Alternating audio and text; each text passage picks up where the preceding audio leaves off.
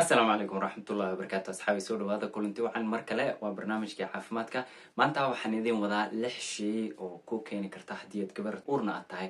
maxaa ku keeni kara uurka in uu maaragtay 3 bilood ugu horeysay inaad isku aragtid dhiig fara badan ama dhiig noocyal kala duwan oo dhiiga inaad isku aragtid dhiigani wuxuu noqon karaa maaragtay waxyaalo badan baa ku keeni kara laakiin maanta waxaan rabaa inaan idin sharxo waxyaalaha keeni kara dhiigani iyo dhiigani noociisa iyo maaragtay siyaabooyinka ku imaan kara ama shayga ku keenaya in uu dhiigani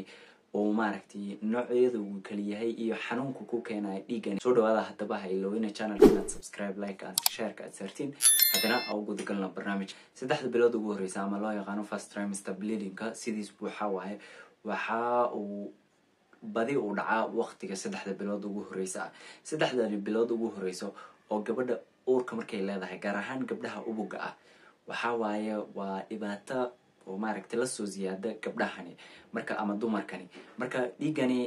waxa uu noqon karaa wax loo yaqaan spotting-ka ama waxa loo yaqaan heavy bleeding-ka marka bleeding-kani oo ma dhiigani oo waqtigan dhacay maxaa ku keeni kara ama labada nooc u kala baxo waa maxay labada nooc u kala baxa dhiigani waxa wax loo yaqaan spotty bleeding-ka iyo heavy bleeding-ka spotty bleeding-ka sidiis waxa uu noqon karaa maaragtay waxa uu la xiriira dhiig oo waxa hadii aan sharxaad aan ka bixiyo waxa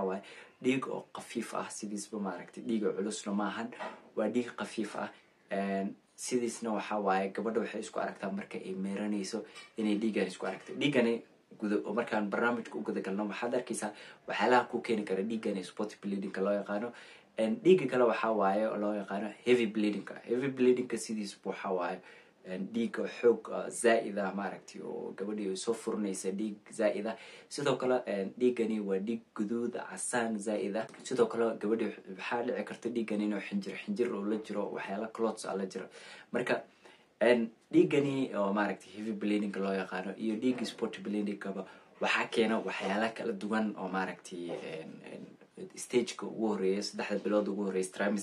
trimester ugu horeeyay ee gabadha isku arkaysa in ay dhibkani oo maaragtay kuuna ay la xiriiraan qaarkood cunuga abuuritaankiis kuuna ay la xiriiraan maaragtay dhibaatooyin ku keenay hadana ugu gudgalno maxaa ku keeni kara maaragtay dhiiga isku arkaysid 3 bilood ugu horeeyay 3 bilood ugu horeeyay oo uurka ay tahay waxyaalaha u keeni kara waxa kamid ah koow waa in maaragtay wax loo yaqaan implantation-ka sidiis waxa cunugii ayaa ku dhigaayo maaragtay ama isku dhajinaya darbiga minka implantation-ka sidiisba ayaa sidaas loo yaqaan marka implantation-kani waxyaalaha keeni kara cunugii markuu soo abuurmo oo maaragtay embryo-ga zygote-ka uu ka soo baxo oo embryo-ga uu imaanayo embryo-ga markuu imaado cunugani wuxuu isku dhajinayaa ama zygote-kii ayaa isku dhajinaya makaanka ama minka gabadha loo yaqaano uterine wall-ka buu isku dhajinayaa kadib waxa dhacaya markii gabadhii inay maaragtay cunugii uu meeshii uu ku abuurmo marka xaaladani darteed gabadhii waxa isku arkaysaa dhiig yar loo yaqaano hoostaas ka imaanayo loo yaqaano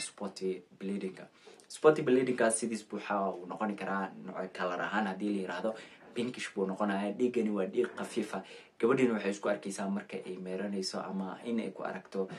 dharkii hoose ay ka wadatay maaragtay in ay ku aragto dhiig pink ah ama sidiisba brown ah colorka brown-ka ah sida marka dhiigani waxa mar walba isku aragtid waxaad ogaataa in uu la jiro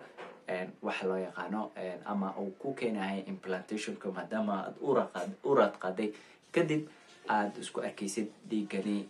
ama cunugii uu isku dhajinayo makaanka minkaaga uu isku dhajinayo darbiga minka uu isku dhajinayo mid labaad waxa loo yaqaan burooyinka makaanka afkiisa hore ka soo baxa burooyinkani makaanka afkooda hore ka soo baxa waxa wax cancer ama ahan waa burooyin iska caadi ah oo benign loo yaqaano burooyinkani loo yaqaano cervical polyps-ka sidoo waxa lagu arkaa dhakhtarka markuu fiirinayo hoostaasi makaanka hoostaasi markuu uu fiirinayo makaanka afkiisa hore uu fiirinayo ayaa maaragtay badi lagu arkaa burooyinkani waa wax la goyni karo oo maaragtay burodana markii lagu sheego ama polyp-ka lagu sheego waxay noqon kartaa wax dhiig ku jiro wax biyo ku jiro sidoo kale gaar ahaan waxay noqon kartaa biyo iyo dhiigaba isku dar ah sida cystiga camal ay la mid tahay marka waxaan waa wax la goyni karo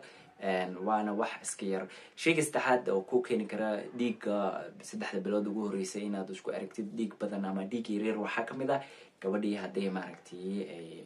xaajigeeda ay sarkaan ama examination lagu hagaajiyo hoostaas iyo idin la fiiriyo dhakhtar u tagto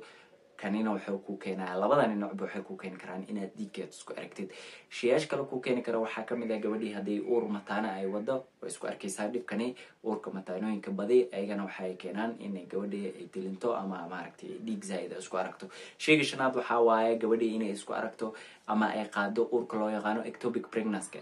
pregnancy sidiisba waxaa waaye dhiigga maaragtay cunugii oo ku abuurmaayo xibin maaragtay looga tirigalin ama